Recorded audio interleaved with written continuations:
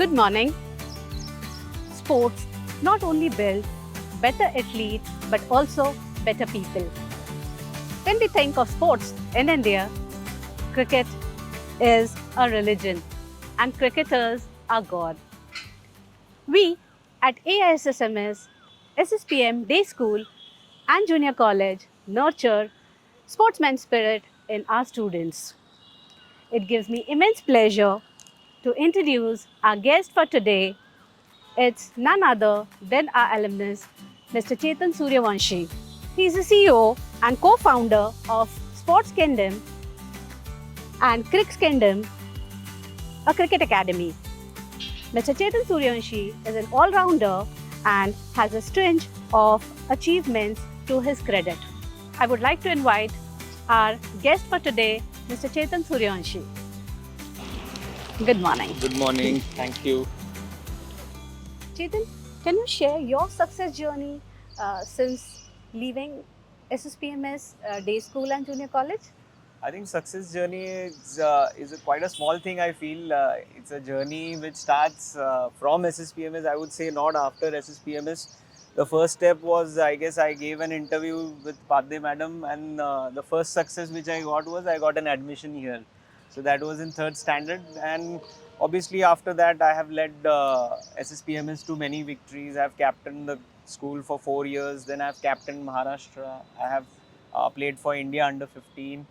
And then I got a break to play for Singapore. When I went to Singapore, I captained them for 10 years. I got a break to play for IPL in 2009. So the journey has been amazing. But again, when you say success, success is an end destination. It carries on. So it's still an ongoing journey. Yeah. What are your fondest memories of SSPMS? I think in there your are school many days? memories to be. To start with, the first one was here. There was a ground here. It was raining heavily, and I had come for cricket trials. And I thought, how can you have cricket when it's raining? But I saw Nivrekar sir. He was getting all the students in the ground and giving catches. So that was my first memory. And there are many memories I've made in school, and I'm still in touch with my friends. So I think telling one will be very difficult. Yes, that's great. I know. I think this whole place was ground. Yes. We had made a wicket that side. We had dug ourselves, and I think we had rolled the wicket ourselves. So this was probably the first turf wicket which any school had. We did that. Obviously, we used to play on matting, and then we transferred here to play on turf, I guess. And I don't think so it was part of any curriculum, but everything was taught. Everything was done. Everything was taught. Canteen मध्ये इडली वगैरे सुरू झाली. I think vada pav, samosa, Yes. and that coconut cake. Yes. That was That red color.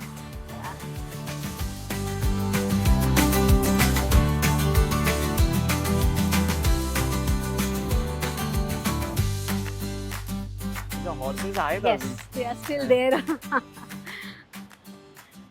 When it comes to cricket, I think so there might be a few matches which have been a turning point in your career, especially when it started with SSPMS. Yeah, indeed, we played every week. We played 3-4 matches. I think particular match I remember. I think this is for the kids out there as well. We were playing a semi-final against Kataria High School. Here we had scored 300, and Kataria High School had got all out in 49 runs. But it used to be a 2 innings match, like a test Yes. match. Obviously, that time if you win first innings, you are through. You have gone through. So Nivrekar sir had left. And then I had given bowling to everybody. So I said, have fun. We have another day to go. And what happened was, by the time the last day was there, the team had already given us a lead of 179 runs. But again, the match was still over for us. We had Yes, won. So when Nevrekar sir came, he saw us fooling around, celebrating. So he said the match is not over, and I want you to win the full match. In 14 overs, we had to get 179 runs. And there was no field restrictions. They could put all the bowlers on the boundary. And then I went to sir and I said, sir, we don't need to because we have already won. He said match is not won on the last ball, and he said I want you to beat them or outright, they used to call, like a full test match. And he was very serious about it. Uh, we made sure we chased the runs in 14 overs, which was not an easy task. And after that, he made us run 10 rounds. That don't do that again. And that's a big lesson. Every kid should remember that the game is only lost or won till the last ball. the referee or the umpire says stop. They will take you back to your old school days. Yes, indeed. I see this was one of the trophies we had won. Shahu Trophy was there. I think these are the recent ones, I guess. I think 2008. Yeah, that's Makran Naik Trophy that we had won. There is, I guess, Fram Irani Trophy. Yeah, it's there in Man's Cabin also. So these were one. I think these are the recent ones. Yes, these are the recent ones. I hope we get more. Yes, we should. It's a pleasure today that you are here, and it's my pleasure that even Principal Ma'am is here. Hello, madam. So good to see you. Nice to see you as well. Yeah. So, hello, Chetan. Nice meeting you after a long time. I think our last meeting was for CricKingdom. Yes. So, how has it been? It's been good. I think everything is going fine. Obviously, there are challenges, but we are overcoming them. We are spreading well. We are moving to Dallas, like I said. Next month we are launching there, and then following that also we are moving to Perth in Australia. Okay. So, and what about your team, all the students, all our alumni who are working with you? So all are doing good. Prem is doing good. Prashant is doing good. Parag has just moved to US. There are a few more who are joining us soon. So yes, it's happy to be part of the team. Yeah, I'm glad that CricKingdom under your leadership is growing. I think I would say the team is good. I think when the team is good, obviously the leadership becomes better. So I would give credit to all of them that they are working really hard behind the scenes. So happy to see you become a CEO of CricKingdom, Chetan. But I always believe that you will do exceptionally well in life. It was, I believe, I've taught you I think in standard 9th. Yes. 9th and 8th. I remember an incident where, I had given an assignment to the students and had asked them to, complete the assignment and submit it the next day. I distinctly remember the next day it was, many of them had not completed the assignment. I remember you walking into the class. You were not there in the class at that time. I remember you walking into the class and submitting the assignment to me, and you were all ready for the match. You had a match after that. So I was taken aback because I had not expected you to submit the assignment. And I asked you, and you said, "Ma'am, I stayed awake the whole night and I completed the assignment." And from then till now, I've been giving your example to all the other students that we had students who would manage both academics and sports, and they did a wonderful job. And I believe that is the secret of success, that you managed it very well.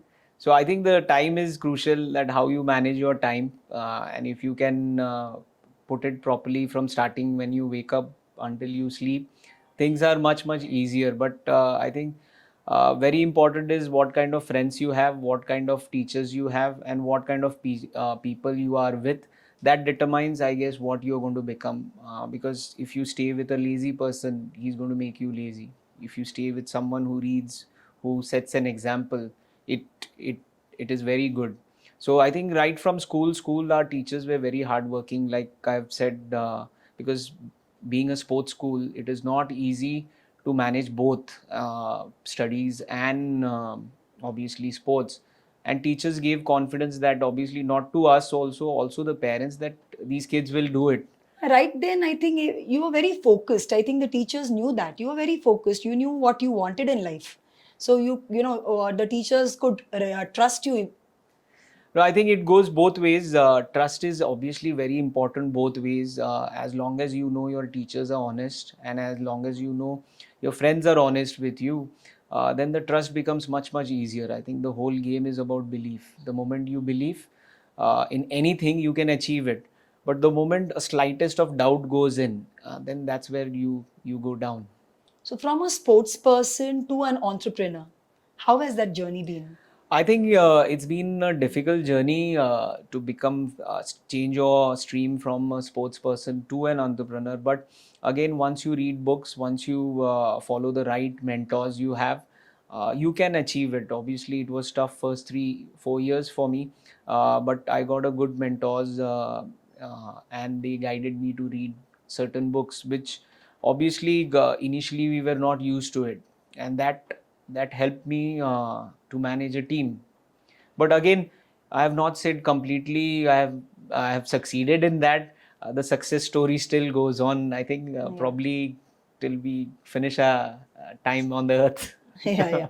The challenges on field and off field now as an entrepreneur and as a player are completely different. So, what are those challenges that you faced as a player and now as an entrepreneur?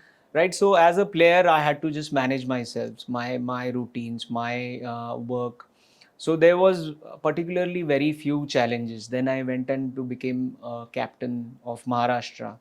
So I had many different district players. Some were from rural backgrounds, some were from good backgrounds. Yeah, and I'm sorry to interrupt you, but you have a string of achievements, a world record as well. Yes. Yes. So, if you could just elaborate that for our students. Yeah, so the world record obviously was in Abu Dhabi, and I didn't know I had a world record until the next day the papers said that it's a world record. We were playing against China in Sheikh Zayed Stadium, so that was my first record. So I had scored 136 balls. So next day, Times of India reported, Mickey Iyengar called me and said, congratulations, you have done a world record. So I had a photo on the screen as well, but nobody thought it was a world record. So that was my first one. And then the second was one in Malaysia. Again, you never go for records. It just happens. That happened. I had scored 100 and I had taken a hat trick in the same game. So I'm the only player to do it. So that stays on. And I don't think so that will be broken. That can be matched.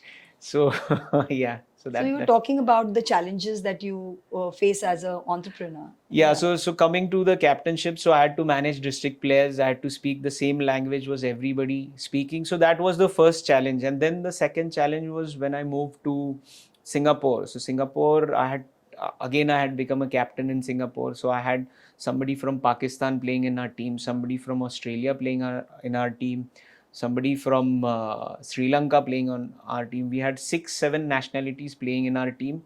To manage that, because cultural wise they are different, their perspectives are different, their thought process is different. But again, end of the day, you have to go and play as a team.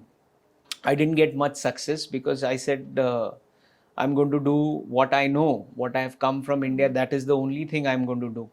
But that didn't help because it was not matching their style. So I had to go back, understand each and every one, how it works for them.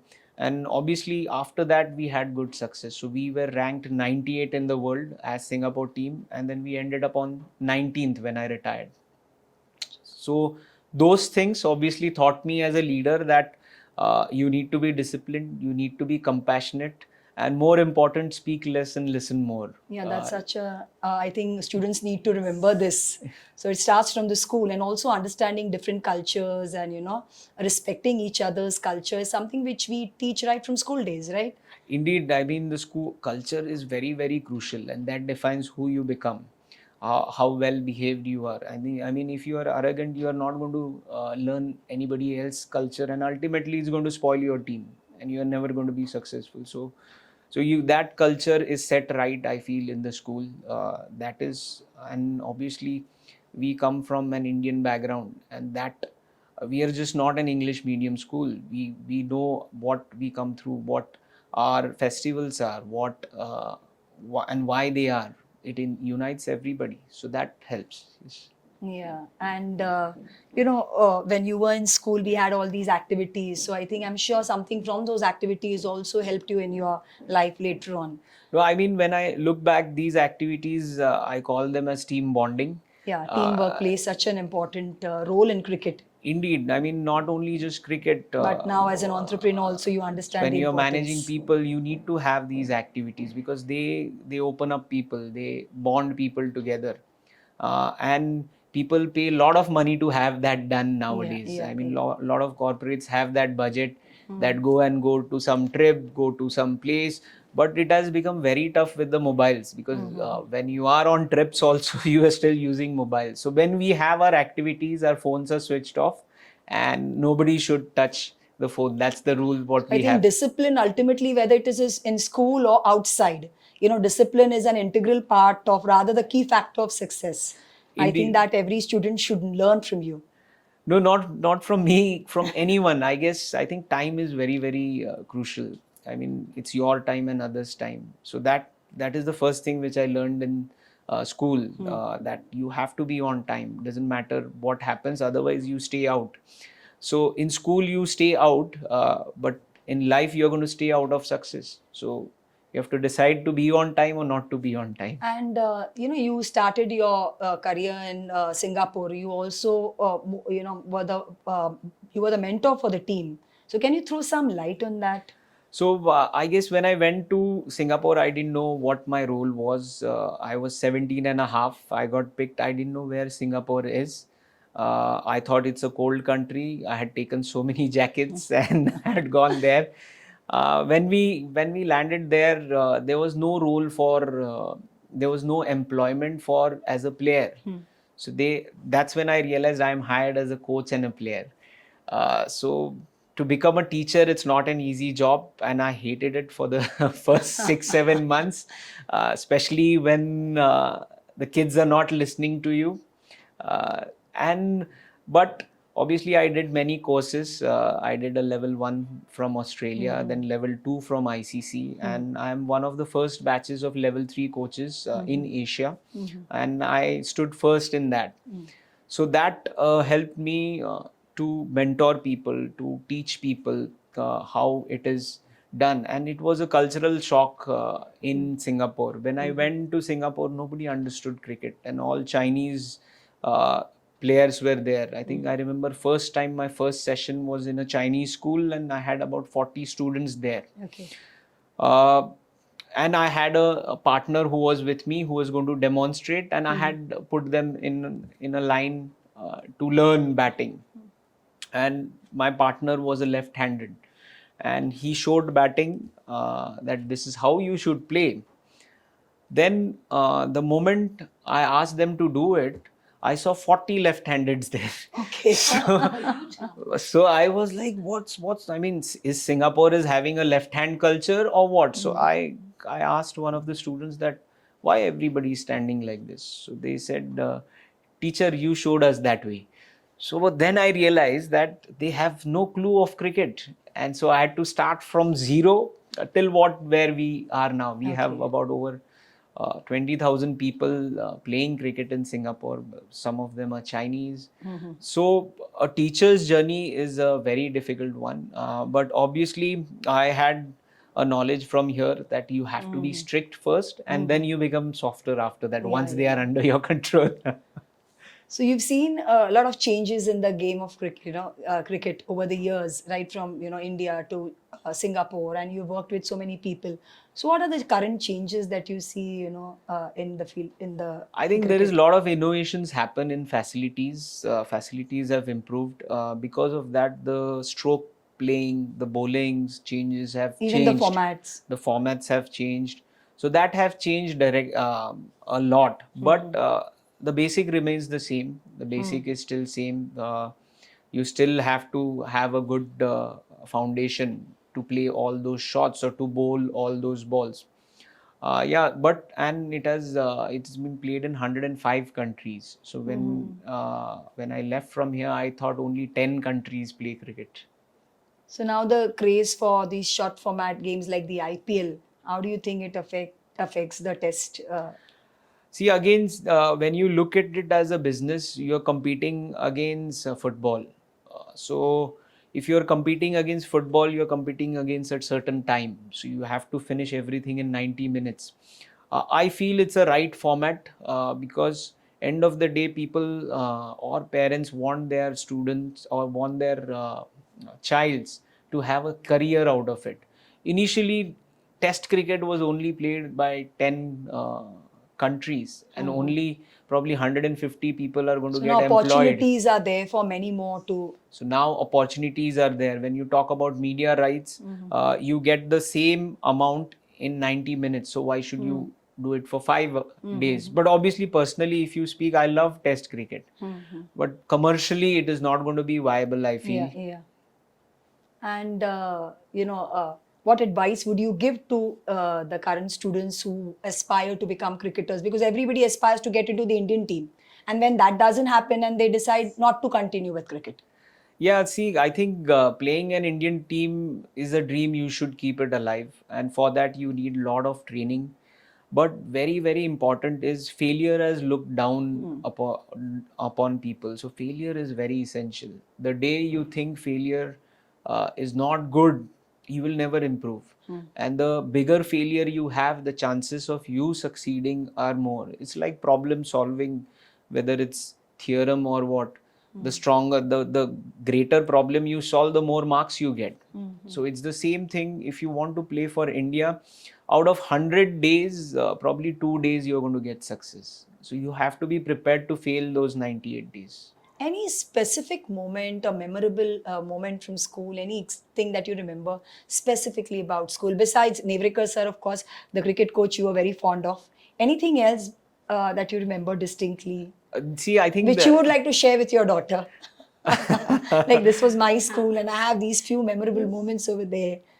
I think there are many memories there in the school which happened right from the time I used to cycle from home to here, and then in the class, the jokes we used to crack, the fight we used to have to get to the back bench. So Okay, so I didn't know this, that you would love to be a backbencher.